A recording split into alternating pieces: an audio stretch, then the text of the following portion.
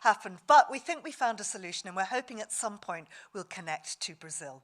Now, this session is called Do Look Up, What Can Circus Artists Teach Us About Risk? Well, if you've read the programme, you'll know that this session is rather strange and delayed. You'll be invited to actively engage, not just talking to each other and safely experiencing risks, but also through sharing your creative ideas through a web page that you can access through the QR code and link in the slide. So that, and I think also this. Now, if this was not about circus arts, if it was a conventional session, then I would introduce the speakers as follows. Tilly Alcaina is the Senior Technical Advisor for Health and Climate at the Red Cross Red Crescent Climate Centre. She works on epidemiology, adaptation, and disaster preparedness. Daniel Clark is Director of the Centre for Disaster Protection. Daniel's an actuary and an economist supporting governments on disaster risk financing, especially helping people and organisations to change how they plan and pay for disasters. S.J. Beard is an academic programme manager and senior research associate at the University of Cambridge Centre for the Study of Existential Risk. They work across many areas of global catastrophic risk, such as developing methods to study extreme, low probability and unprecedented events. And at some point, we hope, Pablo Suarez, who's a researcher on climate and disasters turned humanitarian worker, but he's put together this session in his capacity as Artist for Impact for the Lloyd's Register Foundation. So I'm not sure how, but over the next 45 minutes in this Understanding Risk London session, there will be circus arts. We don't know if Pablo's going to be with us or not, so I'm going to start by handing over to Tilly. It is Pablo. Can I just... Thank you. Are we handing over to Pablo? No, we are definitely... Okay, I just received other instructions. Could we skip to my slides, please?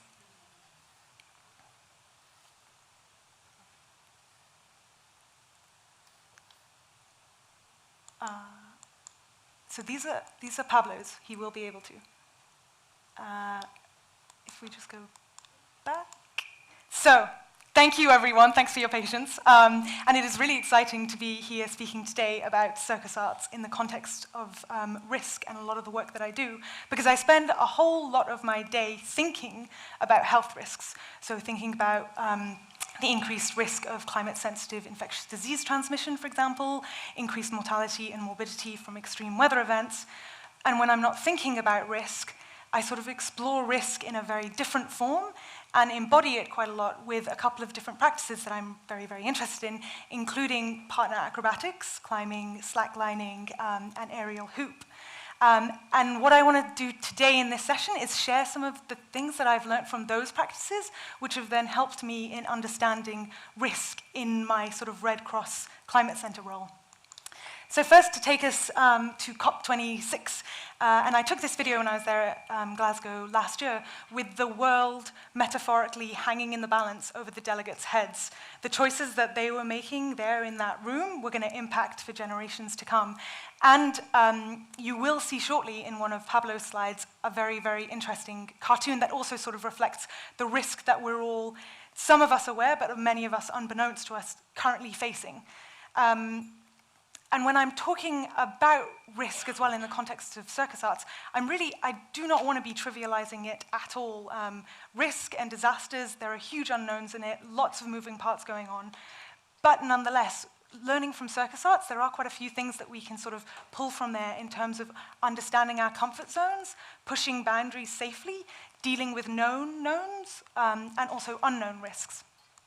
So, the very first slide, does this sort of, when you see it, make you feel kind of clammy in the hands and the stomach go a little bit and maybe a little bit nauseous at thinking or anticipating the sort of risk that he is in here between the two mountains on a high line? I also feel that still to some extent when I see this and also when I do my sorts of slacklining. But any of the sort of endeavors and the practice that we're doing here none of it is about an adrenaline hit at all, even though you might think that it is that. In fact, it's hugely about finding this flow state when you sort of feel maybe not in control of risk, but at least able to coexist alongside it and be able to move in the moment so that you can sort of enjoy where you are and do whatever it is that you're doing without having that horrible clammy hands and like sickening feeling. Here, for example, I mean, when you first look at it, maybe you do see somebody potentially falling. But in fact, no, if you look a little bit closer, Charles here, he's having a great time, and he has confirmed that he is definitely in the flow state. And you might be able to see along on the line that there is a safety net, and he is strapped in. So he is pretty safe up there. So those sort of the flow state and the pushing of the boundaries and the understanding of the comfort zone is some of the ideas that I want to share. And I have 5 sort of main points around what I have learned massively from a practice in circus arts. One of the first things that has really helped me in a lot of my work is being able to change perspectives and sort of invert and flip how I think about things through a practice in partner acrobatics, where you're often upside down and doing things where you feel completely discombobulated in space. It's also been very interesting to try and think of risk from a different perspective. So here I'm trying to illustrate that from the perspective of the slack line as I'm walking across it. Another thing that has really inspired me a lot is sort of working towards trying to find balance when in high levels of instability. So here in a handstand upside down on somebody else's hands, there's quite a lot of sort of working towards the balance, even when lots of parts are moving. Here's another great example of really finding or working towards that balance at the very least. Again, of Charles up on this high line between 2 mountains. There will be a lot of movement in it, but in that flow state, you can sort of work with it and play around and innovate a little bit with what it is that the risks that you're willing to take and how safe that is. My third point is also a lot about the support structures and the level of effort. So how much more difficult do things get when you remove different support structures? So remove a hand and are still flying up high. Or in this case, also when you're sort of buffeted between 2 different support structures. Again, this can be a metaphor, right, for contingency plans and safety nets and social protection systems, but sort of moving between 2 systems, working towards that balance, and being able to achieve it. The fourth and really, really powerful thing that I think is the sort of mental arithmetic that goes on in any of these practices. When you are there, moving in time and space and thinking, I must catch this other person's hands so that I don't fall down or so that I've executed a trick correctly. And so all of the prediction and anticipation and sort of the fine-tuning between partners, we can learn so much, I believe, from this. And these are actually the circus artists that are in Brazil right now. So this is a photo from theirs. It also helps you innovate. So this was a trick that they'd never tried before. We're trying to do a handstand on 2 different people's hands. Didn't hit the trick, didn't manage to do it, but were able to work in it sort of safely and also innovate and have that sort of playful creativity of what is it that we could try something different. And then the fine-tuning and the anticipation to really be able to hit a trick very, very well. So being able to turn yourself upside down in time and space and then land it back on shoulders is pretty tricky. But there is a lot of that fine-tuning, prediction and anticipation of where the weight and the hands are going that I think are also really interesting analogies for us in our prediction and anticipation work and iteration. And then my 5th point is that behind all of these practices, there is a huge amount of safety drills. Here, there are safety lines. So on that very first slide that I showed you, there is not only the high line, but also the safety line connected. So there is a contingency plan.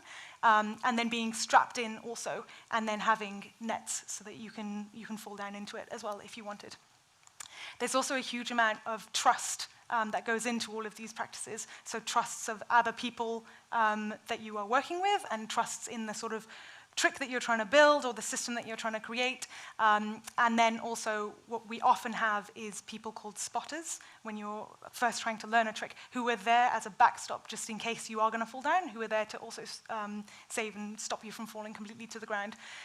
So there's so much to learn, again, not only in the prediction, anticipation, the fine-tuning, but also the trust and the working together.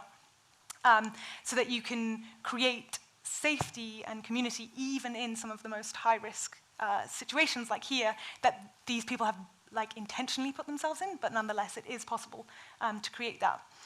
And we had a really exciting and fun session at the University of Cambridge in a workshop for the Centre for the Study of Existential Risk, in which I had a little 40-minute session working with some non-acrobats, sort of embodying what that would look like and creating a performance about an existential risk from a volcanic explosion. This is one of the snaps from it, and now I'm going to hand over to SJ to talk from their perspective. Thank you, Tilly. So, yeah, I'm here to... Tilly gives you the story of this from someone who's really good at this and has been practicing it for a long time. And I think that there's a huge amount that we can learn and engage with in acrobatics in that perspective. I'd never done this before. I came along to a workshop. It was about creative communications. Pablo was involved. It was probably going to be quite crazy.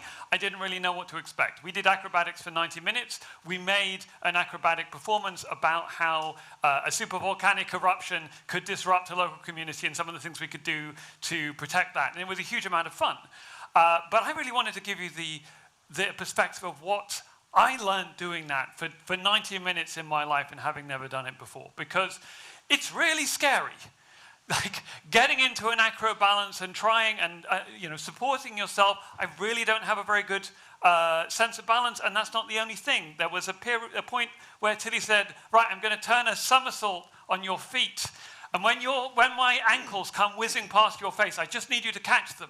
I'm lying there, and I thought, maybe I should have told her that I'm legally blind. But it was fine. The feet went whizzing past. I caught them. The trick landed. Everything was fine. I've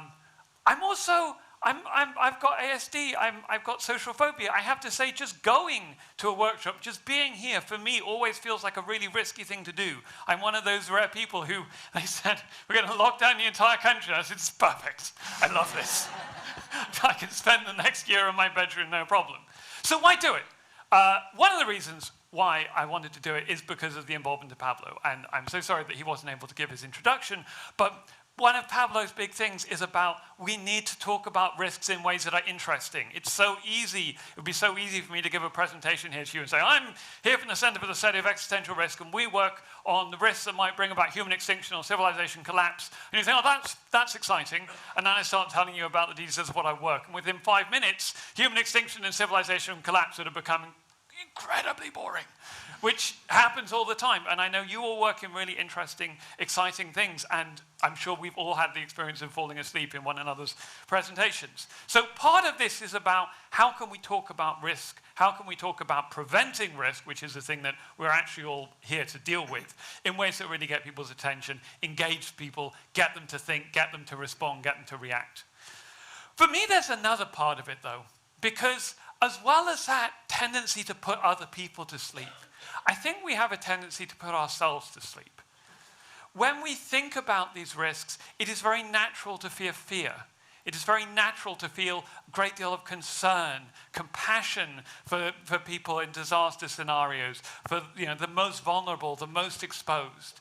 There are many strong emotions that arise within us, and these are good, healthy emotions that our bodies have developed over millennia to help us engage with risk, because we were growing up in a risky environment, that we were evolving in a risky environment. We had to develop natural responses to that risk, and these things get kicked in. But we're actuaries, we are economists, we are people who have to do logistics in disaster situations. Our job is not about getting emotional. And we know that. And whether you are someone who does get to do some engagement with emotions in your work, or whether you have to just do the numbers, whatever it is, you are going to be constantly squashing down those emotions inside you. It is natural, it is professional, it is the right thing to do, but it doesn't make the emotions go away. We are all having to deal with all the time the possibility of dreadful things happening. And those emotions are always there, and they are always affecting us. And so for me, when I heard this opportunity and there was, oh, you can go and do acrobatics, one of the things I was thinking was, this is an opportunity. This is an opportunity to not just connect with other people through performance, but to connect with myself, to process my emotions, to recognize the reality of what I am dealing with. And I wrote a little poem about it afterwards, that sometimes being a body in motion helps us embrace that sometimes the best way to mitigate risk is not with spreadsheets, but grace. Now, I really wish I could give you all some of this experience, but unfortunately we can't. But I do want us to do something else that may be sort of on this level. So if you could dim the lights. So I told you I'm registered blind, so I'm not going to ask you to do anything that I wouldn't do, but it might be something that you wouldn't naturally do. Feel out with your senses. Find close to you a pair of ears or a voice. If you hear a voice, listen to it. If you find a pair of ears, speak to them. If you're online, I don't know, write in the chat, do whatever comes naturally. And what I want you to share, and then once you've done that, switch roles. And what I want you to share is something that you had to do to get where you are right now, and that could be in this room, it could be in your career position, it could be anything, to get where you are right now that scared you. Something you had to do that scared you, and how you reacted to that fear. Go.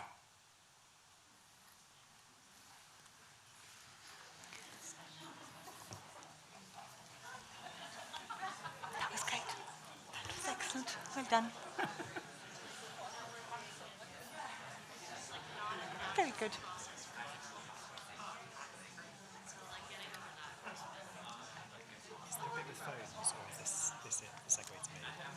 This segues to you. The segues to you, and the music will start. Yeah. Yeah, I am so sorry about the beginning bit on me. Lindy literally came up to me and was like, Pablo's going to speak, you move the slides. And then she called me and I was like, no, I've just been told differently. Which is why I don't think anyone would have minded that. You were absolutely brilliant. Do not worry.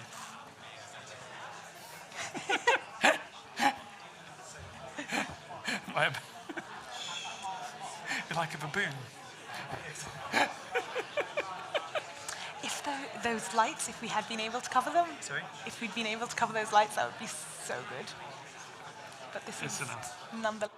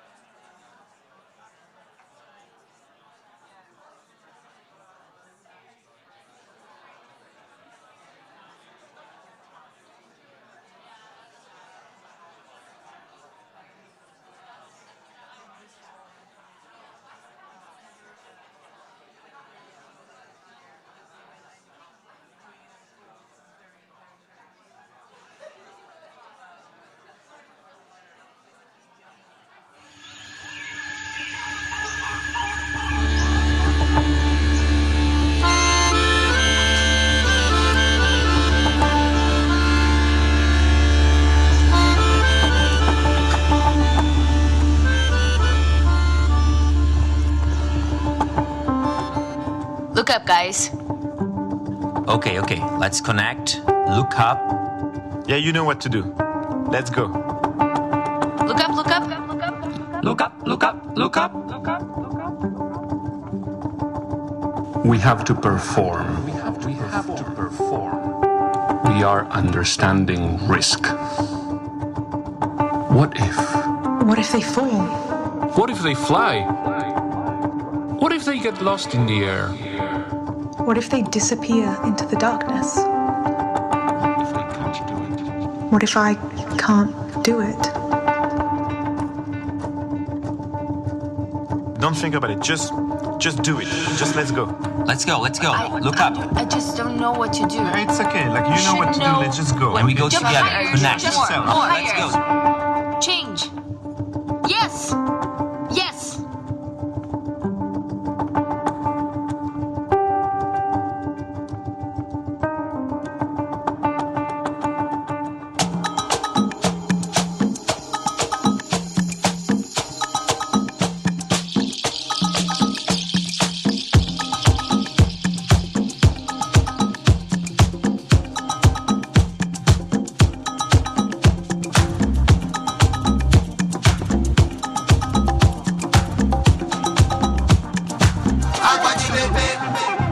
Água de beber, camarada.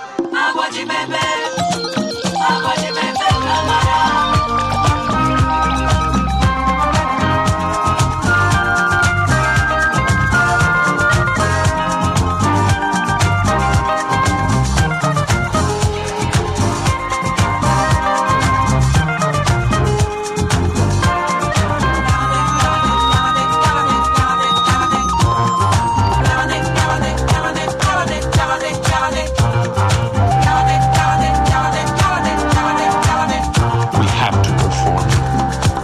Anticipate. We have so much to do. What if? What next? What now? We are understanding risk.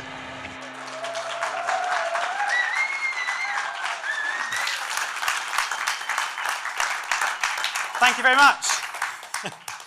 So the last thing Pablo, who is somewhere in Brazil, said to me before yesterday when we had our final discussion was, just make sure you drop a ball, because everything else that happens in this session depends on me dropping a ball. So I did, obviously.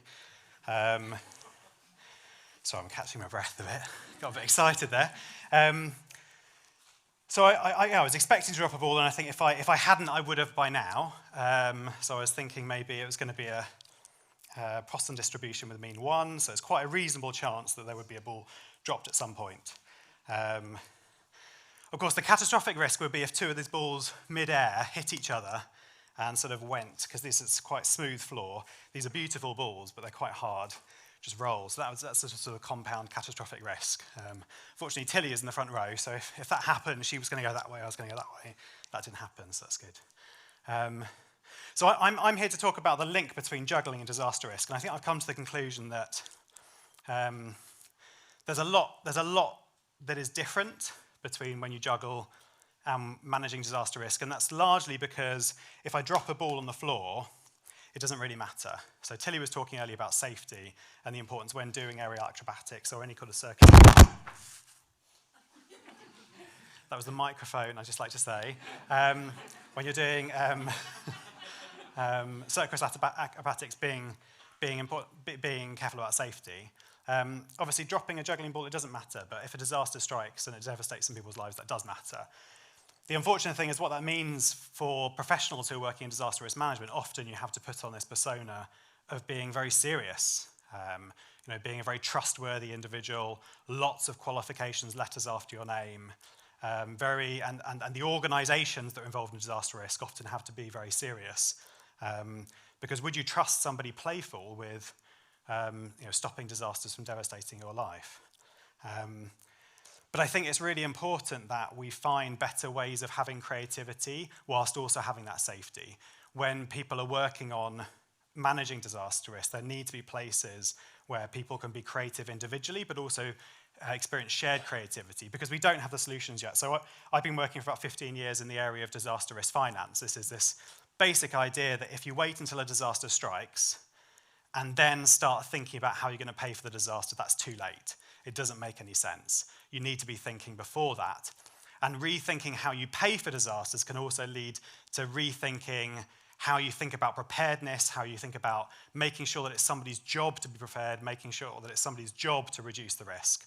And there's been experimentation in the international system now for 15, 20 years on changing the way that we pay for disaster risk. And it's going, I'm sorry to say, it's going too slowly. So still 98% of funding for international crisis risk is arranged after the fact, found down the back of a sofa, as opposed to arranged in advance, undermining good incentives for risk management. And also, where for that 2%, which is being arranged in advance, is not working as hard as it should be. It's not actually having impact. In fact, a lot of the work that's coming out on the development side doesn't seem to be having much impact. It seems to be causing, still too long to actually fund response. It's not creating those incentives to reduce risks or to prepare better. One of the big rays of light is actually in the humanitarian system and civil society, where people are entirely focused on the impact of what they're doing and the sort of forecast-based finance agenda, the anticipatory action agenda. There seem to be some findings that this seems to be having a positive impact on people's lives. So we were involved in an evaluation a couple of years ago of an anticipatory action program in Bangladesh, which did find meaningful impact on people's lives because of the early action. But there's very scant evidence for this in lots of other areas. So I think we do need to find better ways to be creative.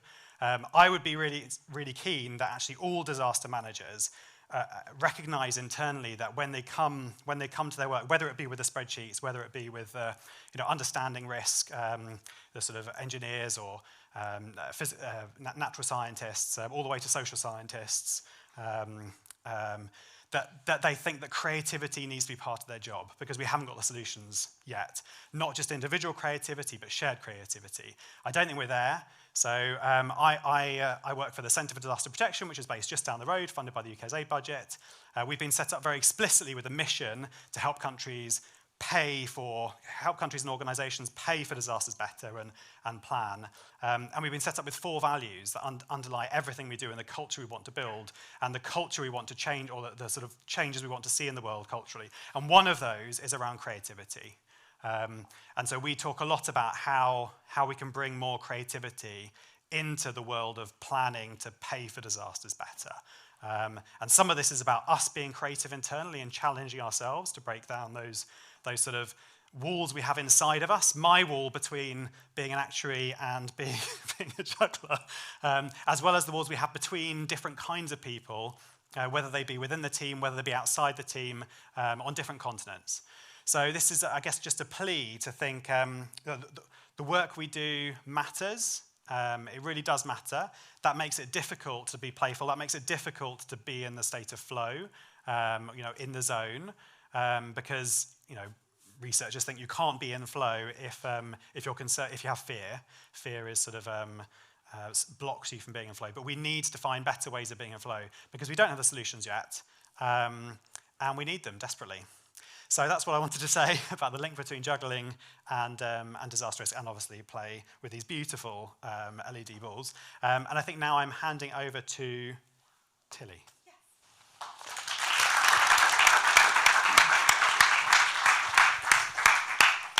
So now we wanted to have a little interactive sort of game and session amongst us. So we are going to get, these are just a couple more photos from Cambridge. We're going to play a game called Keep It Up, in which there is going to be some risky stuff in the air, and more may come, we'll see. And if the risky stuff comes near you, you have to catch it. So the idea is that there will be some risky things flying around in the air. You catch it if it comes near you, and give us just 1 or 2 words, really quick fire. We'll only play this for a little bit of time. And then you pass it on, throwing it back in the room, throwing it somewhere else in the room. But if the risky stuff falls near you and you notice it, you sort of have to go, oh no, help pick it up and then pass it on and say some words also. So we will demonstrate very quickly with a couple of us here at the front. So here we have a risky thing. Oh no! Oh no! It's a catastrophe! Governance. Creativity. Danger. Yes. Oh no! Oh no! Yes, say a word, throw it around. Uncertainty. Try to throw it to someone. Oh, we maybe, okay, fine. Never mind. We have more. Yeah. Yay!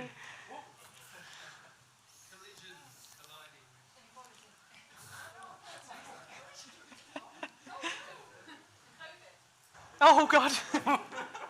Yay! Oh, one down at the front as well. Oh, no. Nice. Really good. Oh, no! If we can pass them to the front. I'm not sure if we do have Pablo back. Do we have Pablo back? Or not?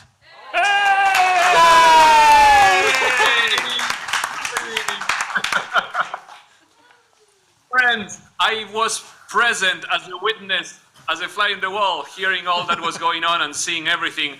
I'm happy to report that I have become completely unnecessary. Everything worked so awesomely. Thanks so much, dear friends, Lloyd's Register Foundation, Understanding Risk Tribe, Tilly, SJ, Daniel, for taking the risk of showing that other side of you. I'm accompanied by Pedro, who is the founding director of a Florianopolis-based school of Circus. They just delivered a performance, 7 of them, flying amazingly, and I'll give you a taste of some of that. If I manage to push buttons, this is where everything can fail because of me. So please bear with us. Let's see. I assume you can see the screen. Yes. So you saw and heard, and if you didn't already, please scan that or type qrco.de/ all caps UR LRF 2022. The reason for this is that we're going to have you work with us. We're going to have you share ideas. What is it that matters? What is it that connects all these interesting things that you heard from Tilly, Daniel, SJ about the connection between risk as embodied in acrobatics and juggling and so on, and our work. I'll give you that scan QR code later if you don't have it already, but look at this cartoon. It may look like a normal day if you accept that the new normal is pretty risky. Our systems are finely tuned to be in perfect balance with other people, with nature, with conditions. And when something changes a little bit, whether it's governance or climate-related, temperatures and so on, things can really go a little bit off, and change that is gradual can become abrupt, and there can be collapse. You've seen some juggling. All of us are jugglers, metaphorically. We have to deal with multiple kinds of hazards. And you will see in the subsequent session that we also have a lot of compound risk, where one thing triggers the next bad thing. This is a photo of Pedro and his team. This is actually walking distance from the Understanding Risk conference venue here in Florianopolis, in Brazil. And what are the chances of having professional acrobats helping us learn about risk? It would have been zero without the courage of the UR community. We almost had professional acrobats performing suspended there in London, but in the end we couldn't, for a number of reasons that are mostly having to do with insurance, believe it or not. Sometimes risk management can lead to suppression of risk-taking, which could make us better at risk management. The good news is that we had, here you see Pedro and Ingio and some of the other folks in the practice process where we worked together to develop a tailor-made performance that was just delivered. The music you heard included Pedro's voice as well as others. And it's part of what we did to get into the minds of the acrobats, of the circus artists.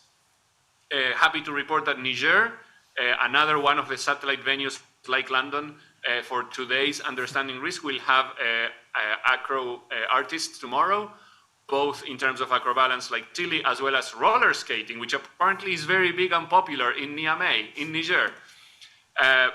One thing we know is that in order to deal with risk, we have to look ahead, we have to look up, we have to anticipate, and it helps to work together to build our capacity to see further, to anticipate better, to become stronger. I really liked what was being said before, anticipation. No one, like an aerial acrobat, can capture the importance of being timely. You heard Daniel talking about we need money before so that we go fast. Because if you're a little bit late, things can be bad. We are delighted to have Hamid Khan Ham and Eugenia Rojo joining us from Argentina. They're making cartoons based on what's going on in this session and others in UR, and you will be contributing with your ideas to a lot of that. You already saw that these are not only professionals in the world of risk, but also risk takers and aspiring amateur circus artists. So you already saw the game. Thank you, Tilly and others, for rejuggling, rejigging. What we're going to do in the next few minutes is everyone, those joining online, those joining in person, will be, through that digital tool that triggers with the QR code, you will be invited to write a graffiti. You know, a graffiti, writing on the wall that no one knows who wrote it? Because we want to hear from you, inspired by juggling, acrobatics, etc. What do you think of when thinking of your work with risk? What do you want others to notice? What do you want others to be confronted with? I could write, why are we lacking courage to change our system? You could write anything you want. To do that, you will just type, push the yellow button, submit, and then write the next one, and then write the next one. We'll give you about 3 minutes. This is, for those of you in the online world, you have a thing to type. Maybe someone will copy-paste it in the Zoom platform, etc. Otherwise, you hopefully can scan the QR code. And I'm now going to go silent, and maybe, I know I hadn't asked for this, but friends from the LRF and the tech team, if you want to play the music, the same music that was playing when Daniel was juggling, maybe that can accompany us. Otherwise, we go into silent mode. Go there and type. What do you want others to think about risk inspired by circus issues? About 3 minutes, over to you. Help us know, what are you thinking?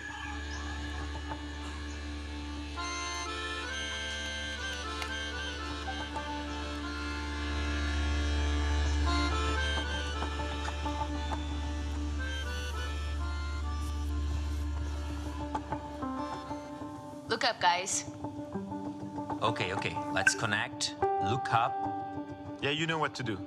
Let's go. Look up, look up, look up. Look up, look up, look up. We have to perform. We are understanding risk. What if? What if they fall? What if they fly? What if they get lost in the air? What if they disappear into the darkness? What if I can't do it? What if I can't do it? Don't think about it. Just do it. Just let's go. Let's go. Look up. I just don't know what to do. It's okay. Like, you know what to do. Let's just go. When we go Jump together, higher, connect. just Let's more go. higher. Change. Yes. Yes.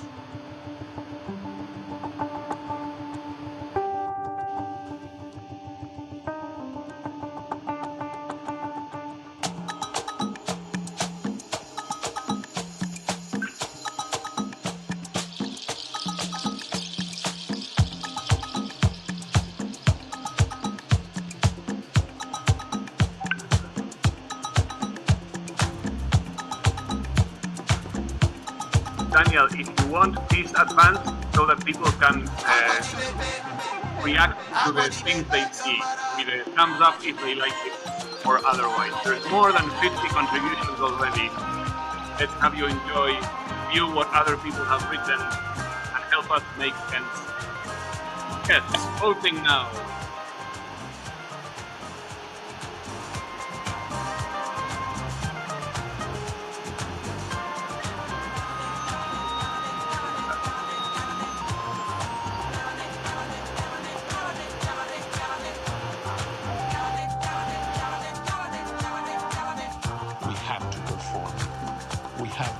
participate. We have so much to do. What if? What next? What now? We are understanding risk. Okay, you are seeing the almost 100 comments written by others. Let's give you 20 seconds or less to continue bubbling up what you have seen, indicate what resonates with you, and those will become ingredients for others. Perhaps you have noticed something happening within you that zapped your brain into awareness. Perhaps you want things to change. Perhaps you want you to change. Daniel, thank you, Daniel from Good Games, for providing this platform. If you want, advance us to the final report, where we will see all near 100 contributions, and we will see them ranked with the extremely limited amount of time that we have to get a taste. One person's risk is another's opportunity. Yeah, you should have seen these fellows. Artists are excellent at turning risk into opportunity. When someone is about to fall, the other one turns it into a trick. We have to learn, and they're also great at learning. We are so not good at it. What else do we have? Practice, practice, practice. Actually, let me see if I can share my screen for those of you who are not seeing what I'm seeing. Is it this one? Yes. Risk was here. The communities that need to be engaged, finding the right partners, changing the system which is broken, balancing risk and rewards. We need to work as a team. Circus specializes in team building, and we heard from Daniel, creative teamwork. What can we do that is awesome? I am going to now go back to this slide, which you saw. In the next session, we hope to share with you some of the cartoons created by Ham and Eugenia based on what you did and what you said. Friends, so infinitely grateful to all of you for having made this possible. Thank you, Pedro and team from Circus for making so much awesome. Speakers, presenters, contributors online. We wish you awesomeness in understanding risk and in turning your understanding into awesome action. Over to you in the venue. Very, very many thanks to Pablo and, of course, to all of the team. And so sorry for those technical delays. Now, we're going to have a very, very quick break. Literally just run to the loo if you need to, because we want to get on. We'll start promptly at 3, unless it's 3 already. But it's going to be very soon, because the next session is From a Ripple to a Surge. And it is, as he says, being streamed live to Brazil. And we have, after that, some engaging wrap-up activities which start directly after the live session. So very quick break, and then From a Ripple to a Surge taking place imminently.